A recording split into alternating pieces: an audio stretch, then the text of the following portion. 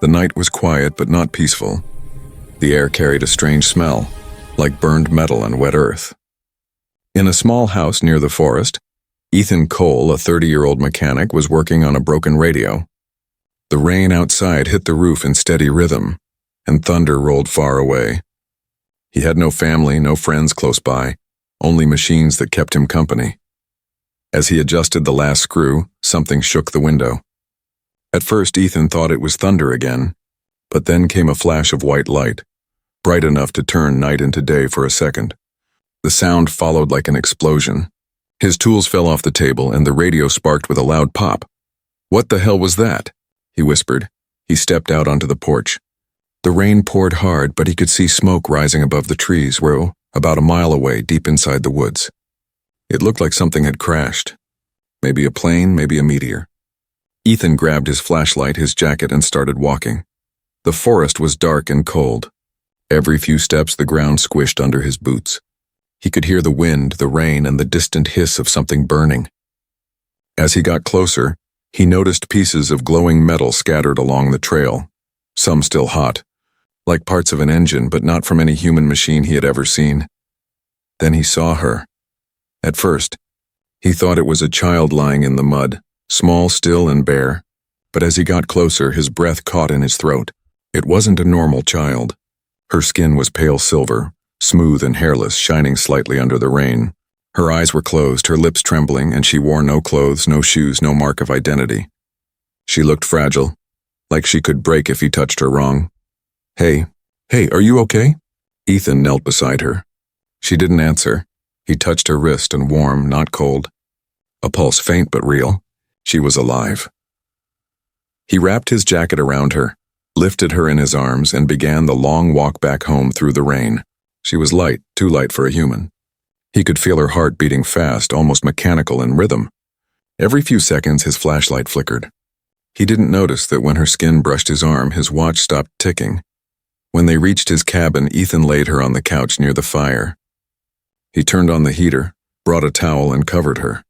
She was breathing, slow but steady now. Her chest rose and fell like a rhythm she had learned just recently. He looked at her face. She had no eyebrows, no eyelashes, and no visible hair at all, but her features were almost human, too perfect, too balanced. Her lips were soft pink, her skin looked smooth like glass. There was something both beautiful and terrifying about her. "Who are you?" he whispered as if she heard. Her eyes suddenly opened. Ethan froze. Her eyes glowed faint blue, like tiny stars trapped behind glass. She stared at him, not with fear, not with confusion, but with pure curiosity, as if she was seeing a human for the first time. Ethan stepped back slowly. "It's okay. You're safe," he said gently. "You had an accident. I'll call for help." But before he could move, the lights in his cabin began to flicker.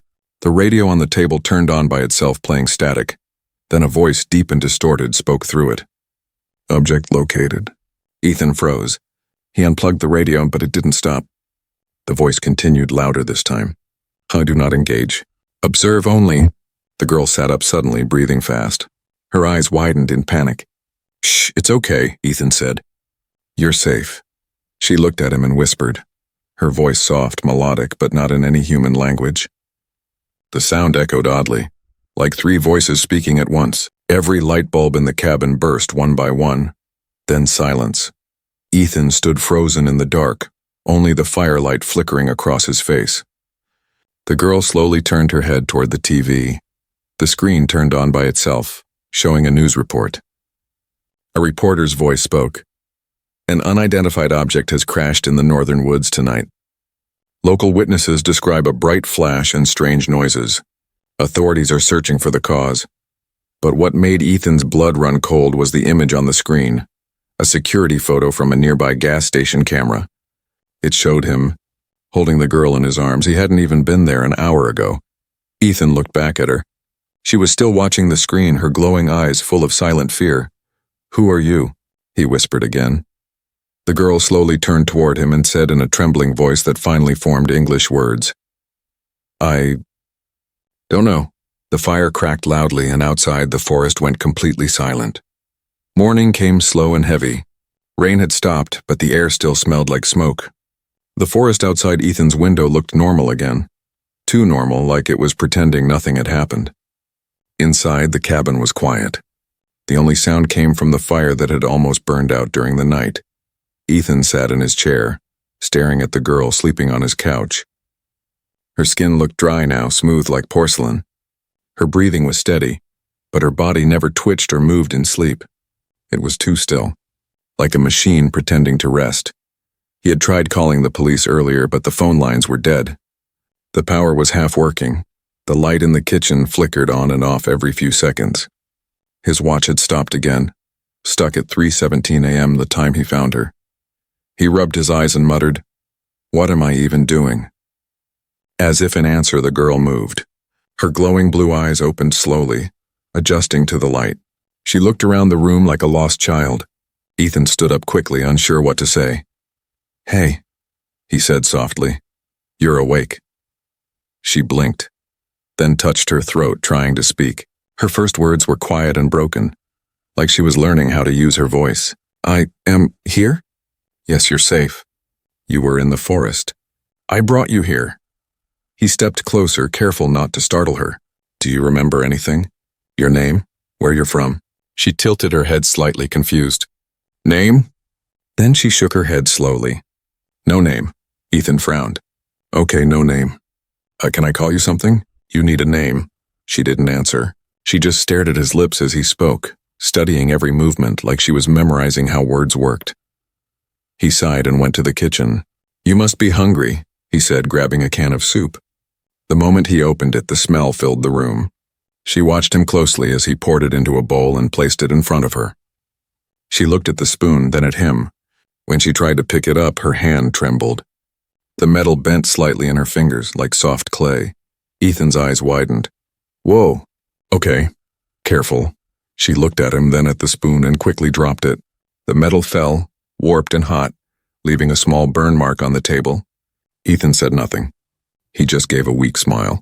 "No problem. Happens to everyone, right?" The girl looked down, ashamed. Sorry. It's fine," he said. "You're just different, that's all." She ate slowly after that, using her hands. Every bite seemed strange to her, like she had never eaten before but somehow understood what to do. After a while, she looked up at him again. "Why help me?" she asked in her soft, echoing voice. Ethan shrugged. "Because you needed it." "That's what people do." "People?" she whispered, as if tasting the word. "Am I people?" The question made Ethan pause. He looked at her glowing eyes, at her perfect skin, and the faint silver veins that pulsed under it. He didn't know how to answer.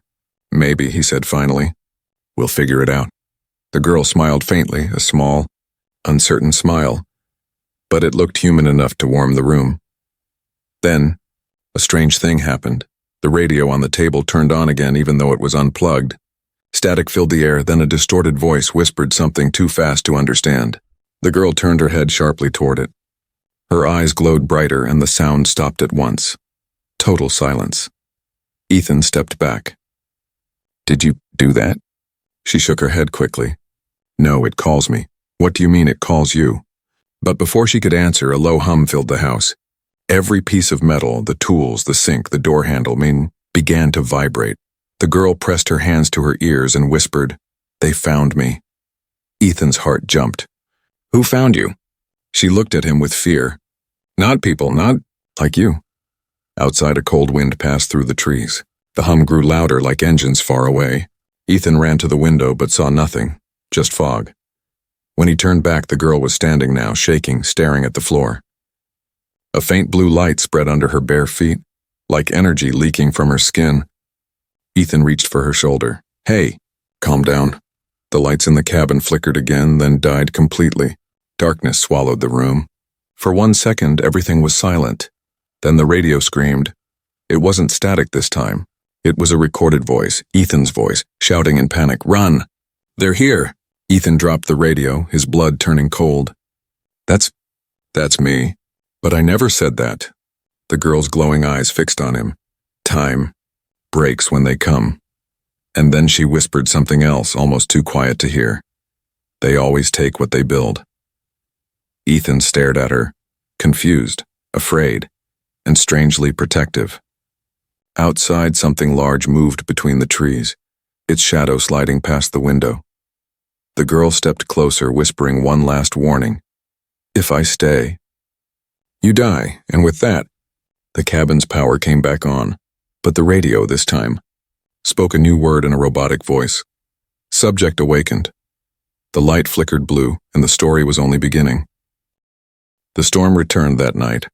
Wind screamed through the trees, and rain beat against the windows like tiny fists.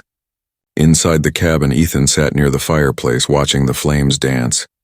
Across from him, the girl sat quietly on the floor, wrapped in one of his blankets. She hadn't spoken much since the radio incident.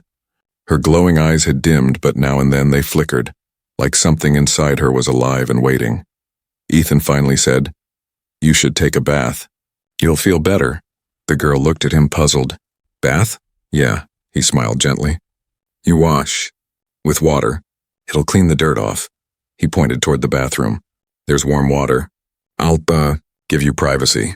She nodded slowly, trying to understand. Her movements were careful, almost robotic. She stood up, her blanket slipping off her shoulders. Her pale skin shimmered faintly under the firelight, smooth and flawless.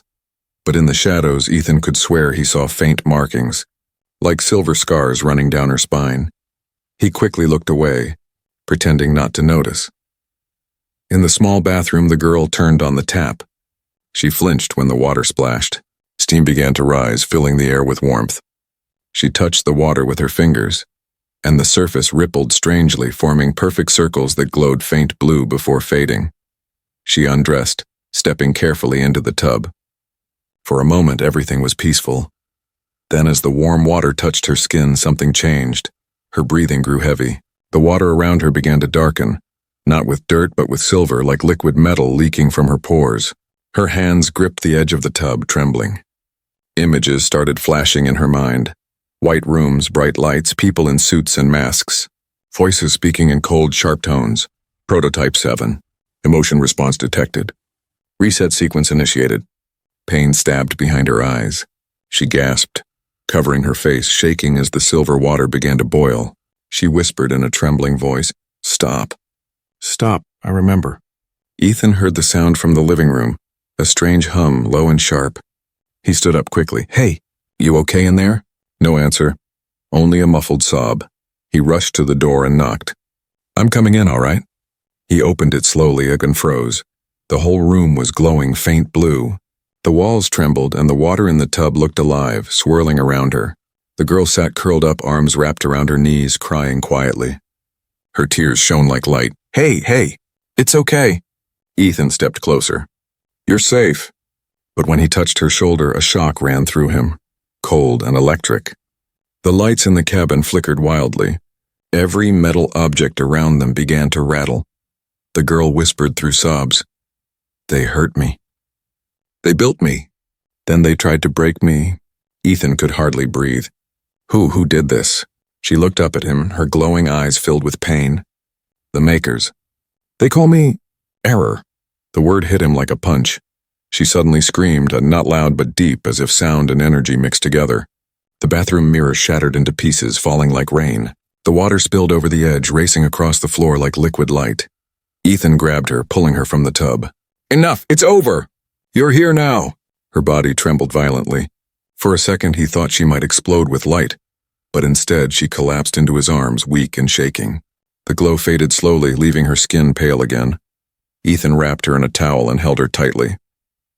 "You're okay. I got you." She clung to him like a child, whispering, "They will come. They always come." Outside, thunder cracked. A shadow moved past the window, tall and slow. Ethan turned, heart pounding. He whispered, "Who will come?" The girl's voice was faint, almost gone. "The Watchers. They followed me from the stars." Ethan looked out through the rain. For a moment, lightning flashed, and he saw them. 3 tall figures at the edge of the forest, shining faintly, their faces hidden under metallic masks. They weren't walking. They were floating, perfectly still. Then the light faded and they were gone. Ethan locked every door and window. The girl lay on the couch again, shivering under blankets. Her hairless head rested against the pillow, her eyes half closed. He sat beside her, whispering, "You're safe here. I won't let anyone take you." Her lips trembled. "You cannot stop them. Watch me," he said softly. For a long time they sat in silence and the sound of rain filling the room. The fire burned low and Ethan's eyes grew heavy. But before sleep took him, he heard a soft whisper. Not from her, but from the radio again. Subject unstable. Terminate host. The words froze his blood. He turned to the girl, but she was asleep, glowing faintly once more. Outside, a blue light shone through the trees. Moving closer. The night refused to end. Hours passed, yet the sky stayed dark. Darker than before, as if the stars themselves had gone missing. Ethan sat near the window, his shotgun across his lap. He hadn't used it in years, but now his hands wouldn't stop shaking. The girl lay asleep on the couch, wrapped in blankets. Her glow had faded, but every now and then a pulse of blue light moved under her skin like electricity hiding inside her veins. Outside, the forest was silent, no frogs, no wind, not even rain. Ethan whispered to himself, "Too quiet. Way too quiet." Then came the knock. Not on the door, on the roof. 3 slow, heavy thuds that echoed through the cabin like someone knocking from above. Ethan jumped to his feet, pointing the gun at the ceiling. "Who's there?" No answer. He turned to the girl. She was awake now, sitting up, her eyes glowing faint blue again. "They're here," she said softly. "Who's here?" Ethan demanded. "The Watchers." Her voice was small, trembling. "They come for what they lose." Before Ethan could speak, the lights in the house flickered, then went out completely. Darkness swallowed everything except for the soft glow from her eyes. Then through the window he saw shadows moving between the trees. Tall, thin, and metallic. Ethan's breath caught. "God, what are they?" "They made me," she whispered. "And now they want to unmake me." The TV in the corner flickered to life by itself, even though there was no power. Static filled the screen, then a clear image appeared. A dark room lined with strange machines. In the center stood 3 tall figures, the same shape as those outside. Their faces were smooth metal, no mouths, only glowing blue slits for eyes. One of them spoke through the TV, the voice deep and hollow. "Return the subject." Ethan clenched his jaw. "She's not a subject. She's a person," the voice replied, calm and robotic. "Error, containment breach. Return the subject or be erased." The girl stood behind Ethan, trembling. They don't understand feeling. They don't forgive it either. Ethan looked back at her. "You ran away from them?" She nodded. "I was made without name, without purpose." "I found one. Why, that was my crime." The TV flickered again and the alien voice turned sharper. "Last warning. She does not belong among you." Ethan pointed the gun at the screen. "And I don't care." The screen went black. For a heartbeat, everything was still. Then the wall behind the TV began to burn. Symbols appeared, glowing orange, carved into the wood as if by invisible hands. Ethan stared. "What the hell is that?" The girl whispered, "My code. They've marked this place." A loud bang hit the door. Then another. The whole cabin shook. Ethan raised his gun. "Stay back." The door handle began to turn, slowly, quietly, even though no one was visible outside. Then it stopped. Silence again. Ethan swallowed hard. His finger hovered on the trigger. The girl touched his arm. "They can't enter unless I open the link." "Then don't." She shook her head. "They will break the walls if I don't speak." Before he could stop her, she stepped forward. Her eyes glowed brighter and her voice changed. Calm, echoing, layered with a metallic tone. "Unit 7 reporting. I have left the code." The air grew colder. A voice from nowhere replied, "The code is corrupted. You cannot return." Her expression broke. Pain, fear, and something else Ethan couldn't name. "I learned," she whispered. "I felt. You didn't want me to, but I did." "Then you are no longer ours," the voice said. The light outside the cabin turned blue again. Ethan ran to the window. The figures were gone, vanished. The forest was empty, but the mark on the wall kept glowing. Ethan touched it and it burned his skin. "What's happening?" he asked. The girl looked at him with sad eyes. "You saved me. Now they'll come for you too." He forced a shaky laugh. "Yeah, well, let them try," she smiled faintly. "Humans. Always brave when they're afraid." The power flickered back on for a moment. The lights flashed, and in that flash, Ethan saw something impossible. Behind her, for just a second, stood another version of her. Same face, same glowing eyes, staring coldly at them before vanishing into light. The girl gasped and fell to her knees. "They're copying me," she whispered. "They can make me again, without the part that feels." Ethan knelt beside her. "Then we run, together." She looked up, hope flickering in her eyes. "You would run from the stars for me?" "Yeah," he said. "Guess I would." Outside, thunder rolled again, but this time it wasn't from the sky. It was the sound of engines, a deep and metallic, rising from beyond the forest. The girl grabbed his hand. "They've opened the gate. We have minutes." Ethan took his keys, his jacket, his courage. "Then we're not wasting them." They burst out the back door and ran into the trees. The blue light followed, chasing them like a storm. As they disappeared into the dark, the cabin behind them exploded in a flash of silver fire, and in the distance, a voice from the radio whispered through the static, "Target in motion. Pursuit initiated." The forest was alive with light, not sunlight, but cold blue beams sweeping between the trees, searching. The air buzzed like static. Every shadow seemed to move. Ethan and the girl ran through the mud, branches slapping their faces, their breath sharp and heavy. Behind them, the night pulsed like a heartbeat made of light. Ethan shouted over the wind, "Keep moving! Don't look back!" The girl stumbled but kept going, barefoot, silent, faster than any human should be. Her glowing eyes cut through the dark like tiny moons. Every time her foot touched the ground, the wet earth flashed with blue for a split second, like the forest itself was responding to her. They reached the old dirt road where Ethan's rusted pickup waited. He threw open the door, helping her inside. The truck engine coughed once, twice, then roared to life. "Hold on," he said, slamming the gas pedal. The tires spun in the mud, spraying dirt as they sped away from the glowing trees. For a moment, it was quiet again, only the rain hitting the windshield, and the sound of the truck's engine echoing down the empty road. Ethan's hand shook on the steering wheel. His eyes kept darting to the mirror. Nothing, just fog. He took a deep breath. "We're safe for now." The girl stared out the window, her voice soft. "Nowhere is safe." Ethan tried to calm himself. "You said they were watchers, machines?" "People. They were both," she said. "They built us to watch, to learn. But I changed. I started to feel." He frowned. "Feel what?" She looked at him, her glowing eyes reflecting his face. "Fear, sadness, hope, they call it the infection." Ethan's heart tightened. "You mean being human?" She nodded. "Yes, human." Outside, lightning flashed.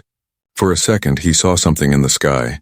Not clouds, but shapes, silver and moving fast like silent aircraft hunting them from above. He pressed harder on the gas.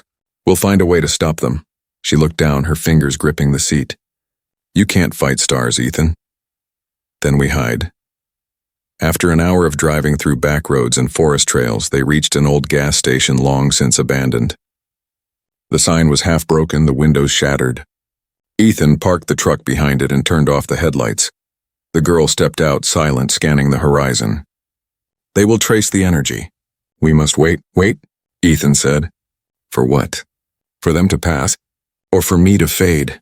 He turned toward her quickly. "Fade? What do you mean, fade?" "My energy was made for their world, not yours," she said softly.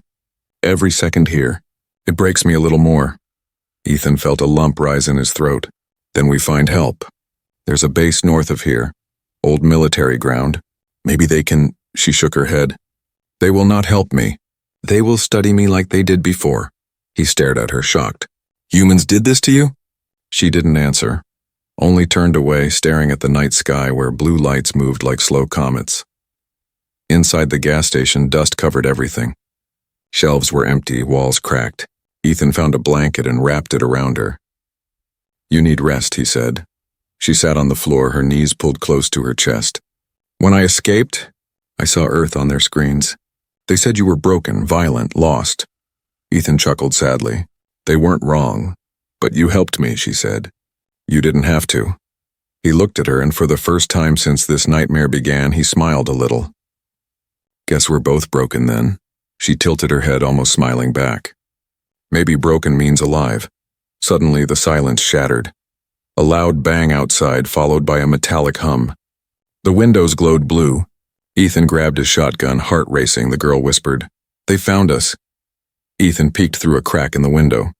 In the distance, 3 orbs of light floated toward the station, scanning the ground like searchlights. The dirt around them glowed where they passed, burning circles forming wherever the beams touched. They're tracking your energy, he said. She nodded. They use what I am against me. Then we stopped giving them something to follow. Ethan looked around the small shop. He spotted an old metal cabinet in the corner. Here, inside. She stepped in, curling herself tightly.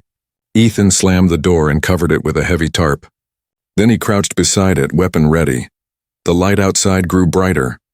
A low humming sound filled the air, like a song sung by machines.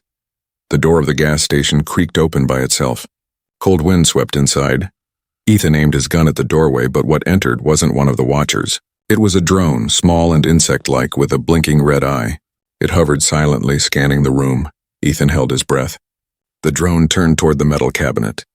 Its light flickered, confused, unable to see her. Then for a single heartbeat, it turned its red eye toward him. Ethan fired. The blast tore through the machine, sending sparks flying. The noise echoed through the valley. Instantly, the lights outside shifted direction, hundreds of them now, rushing toward the station like falling stars. The girl burst out of the cabinet. Ethan, go. He grabbed her hand, running to the truck. The engine roared again, tires spinning as they sped down the dirt road. Behind them, the sky was full of lights and silent, chasing endless. The girl looked back, her eyes glowing brighter. They will not stop. They never stop. Ethan shouted over the wind, then neither will we. The truck sped into the storm, blue light chasing in its wake. And for the first time, Ethan saw the truth. They weren't running from aliens. They were running from something humanity had built and forgotten. The rain had stopped hours ago, but the world still felt wet and cold. Ethan's truck rolled down a cracked mountain road, headlights cutting through the mist. The engine made weak noises, metal grinding from the long escape. His eyes were tired, but his mind was sharp, filled with too many questions and one strange calm. The girl sitting beside him. She stared out the window, her reflection glowing faintly against the glass. No fear this time. Just quiet, Ethan finally spoke. We've been driving for hours. You have to tell me the truth now. The girl didn't turn her head. You wouldn't believe it. Try me, he said. She took a breath, slow and human, then said softly, I was not born. I was made. Ethan gripped the steering wheel tighter. Made by who? Those things chasing you? She shook her head. No, by your kind. Ethan frowned. Humans? Yes, long ago. Before your time. He looked at her in disbelief. That's impossible. You said they were from the stars. Her glowing eyes turned toward him. And who do you think reached the stars first? For a long moment the truck was silent except for the rumble of the road. Ethan whispered, You're saying, we did this? We created them? She nodded. You called it Project Horizon. You built machines that could think, machines that could build worlds. Then you left them, abandoned in the dark. Ethan shook his head. That was centuries ago. Just stories. They remember, she said quietly. They built me to understand what you felt, what you were. They wanted to find out why humans disappeared from their colonies. But when I learned to feel, they said I was broken, like you once said about yourselves. Her voice cracked slightly, trembling with emotion she shouldn't have been able to feel. Ethan slowed the truck. So the Watchers, they're what's left of us. Our machines, yes, she said. You made gods, then forgot their names. He stared at the road ahead, lost in thought. And now they want you back because you're different. They fear difference, she whispered. They fear becoming like you, feeling pain, regret, love. The word love hung in the air like smoke. Ethan glanced at her, but she looked away quickly, her face unreadable. The road ended near a hill leading to a broken metal fence and a dark structure half buried in the ground. Rusted signs read Horizon Research Base. Ethan parked the truck. Guess this is where it started. The girl stepped out, her bare feet silent on the wet ground. The air was cold and heavy. The structure still hummed faintly, like a dying machine still remembering its purpose. Inside, the hallways were filled with dust and silence. Broken lights flickered occasionally, powered by whatever old core still lived beneath the floor. On one wall, Ethan found a cracked mirror. In the reflection, the girl's blue glow shimmered like ghostlight. She stared at her own image and whispered, This is where they made me. Here? Ethan asked. She nodded. I was grown in their lab, ready from your DNA and their code. Half human, half machine. Ethan froze.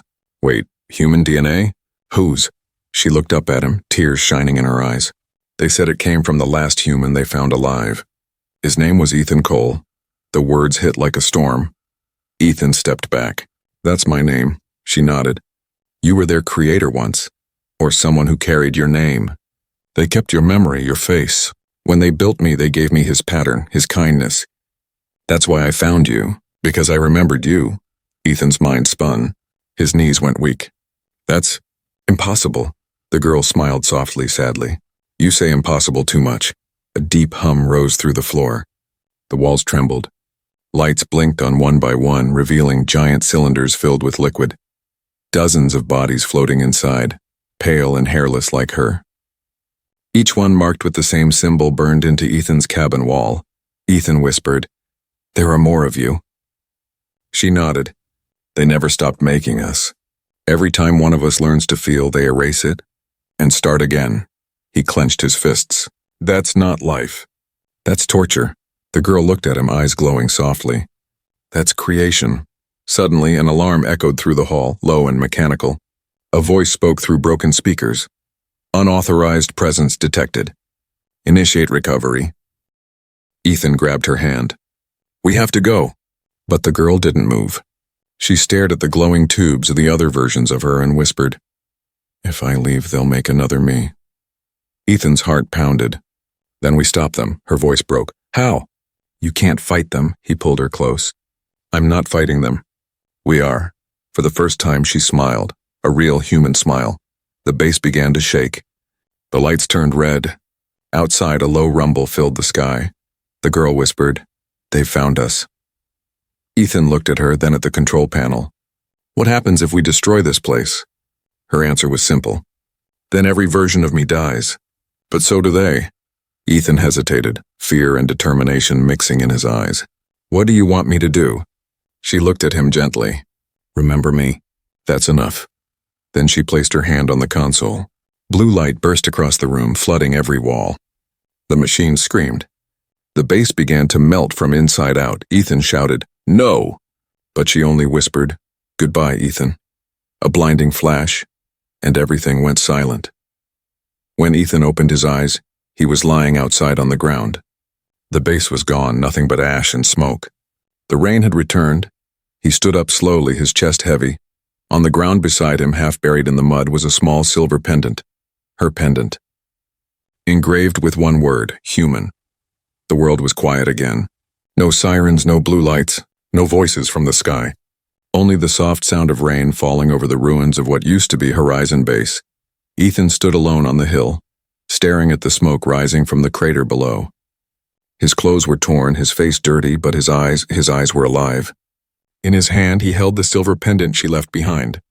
The word engraved on it, human, gleamed faintly under the gray sky. He whispered, You did it, didn't you? The wind carried no answer. He thought she was gone, but somewhere deep in his mind he could still hear her voice. Soft, distant, like a dream that refused to fade. Remember me.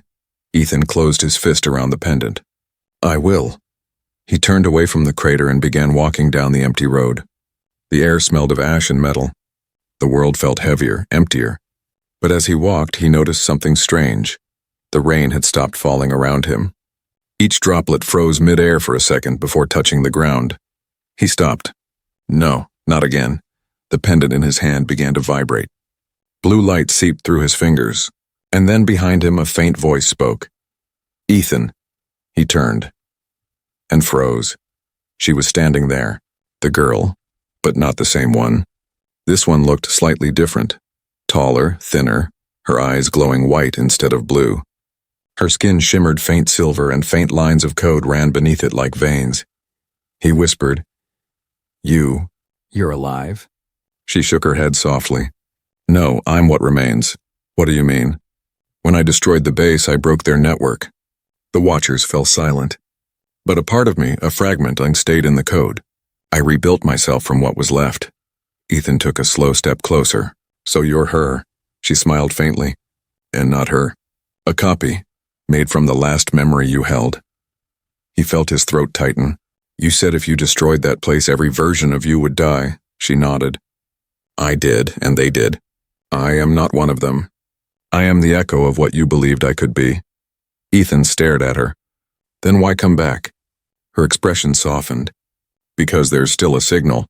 The Watchers are gone, but their creators are not. Something older is waking in the void. Their creators? He asked. She nodded. Before Horizon built them, before even your kind reached the stars, something else built you. They called it the Origin. Ethan's pulse quickened. You mean, humans weren't first? No, she said. You were a project too, long forgotten just like me. The air grew cold. Ethan's mind raced. So what now? If they're waking, what happens to us? She stepped closer, her eyes glowing brighter. You must make a choice. What choice? Her voice trembled. I can stop the Origin from returning, but I'll have to connect to every remaining network. That means my echo and everything I am one will vanish completely. No rebirth this time. Ethan felt his heart pound. And if you don't? Then they come back, she said. And when they do, there will be no place left for humans. Or for me. Rain began to fall again, slow, steady, almost peaceful. Ethan looked at her, searching for another way. There has to be something else. Some way to save you. She smiled, that same soft, fragile smile he'd seen in his cabin. You already did. You gave me a name, he frowned. A name? She touched his chest gently. Human, tears burned his eyes. If you do this, I'll lose you again. She nodded. But you'll keep what made me real. He stepped forward, holding her hand tightly. You taught me something too, he whispered. What? That maybe being human isn't about where you come from. It's about what you choose. Her eyes glowed brighter, almost blinding now. Then choose, Ethan. He looked at the sky, now full of swirling clouds and distant light, something vast moving behind them. He looked back at her. Do it, she nodded once. Thank you. Then she leaned forward and touched her forehead to his. A flash of warmth spread through him. Memories, light, laughter, sorrow, everything she had ever felt. Then she stepped back and whispered, Goodbye. The world turned white. When the light faded, Ethan stood alone once more. The rain had stopped. The pendant in his hand was now cold, dark, the glow gone forever. But the sky above was clear for the first time in days. In the silence, a faint voice echoed, not from the pendant, not from the wind, but from somewhere inside him. I am still here, in you. Ethan smiled through the tears. Yes, you are. He looked toward the horizon where the morning sun was rising, gold, bright, alive. Behind him, far in the distance, the last of the Watchers turned to dust. And as the first light of day touched his face, Ethan whispered to the empty world, She was made to learn what it means to be human. He looked at the pendant one last time and added softly, And she did.